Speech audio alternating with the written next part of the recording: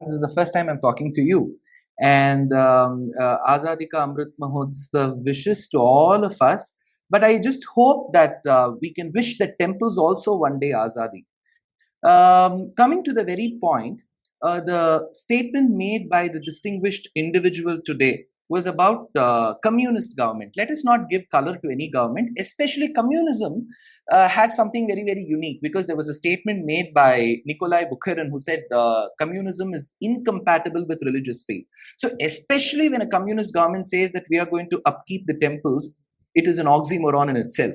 Now, coming to the statement or the case that the rich temples will just let go of the not so well performing temples, well, if you don't trust your own citizens, the Hindus who can very well form a group and manage the temple, isn't it a trust deficit? So, the very case that only if the government manages the temple very well puts the corollary that, oh, the citizens, we don't trust in the Hindu citizens, they cannot manage the temples. If the Hindu citizens, along with the Muslim and the brother citizens of the country, have gotten independence for the country, they can very well manage the temples.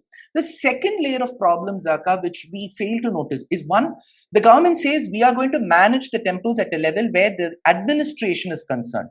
The second layer gets to the agama practice, the religious practices of the temple. The moment the government comes with its full force into a temple stating that we will manage the administration of the temple, next it will start interfering into the agama practices. So very well the government will have a clear say on the religion too, which is not the duty of a secular government, whatever the word secular means.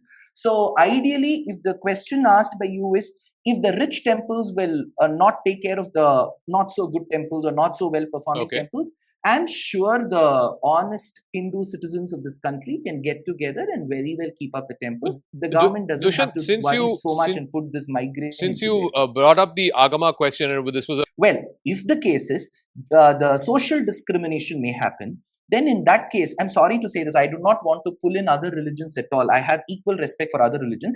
But the question is, then why shouldn't it oppose if a woman is not a state head or the church head?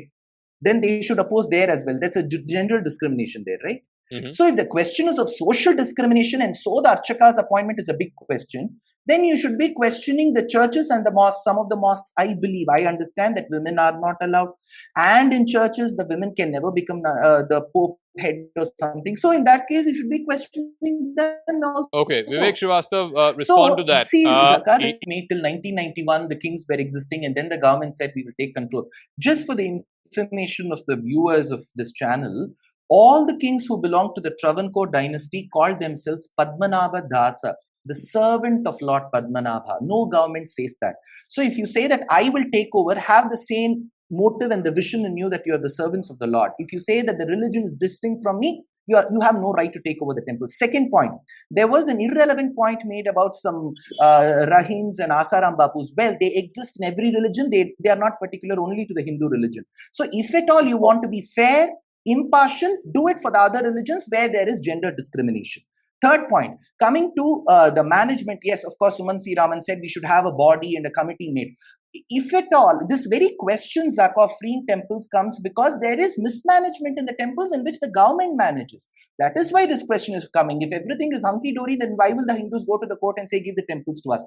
So when you have been treating the temples in not so a fair manner for 50 years or 60 years, it is high time that you say this is a failed case scenario and give it back to the Hindus, trust your citizens and give it back. Okay. All right. We'll leave it at that. I want to thank all our guests.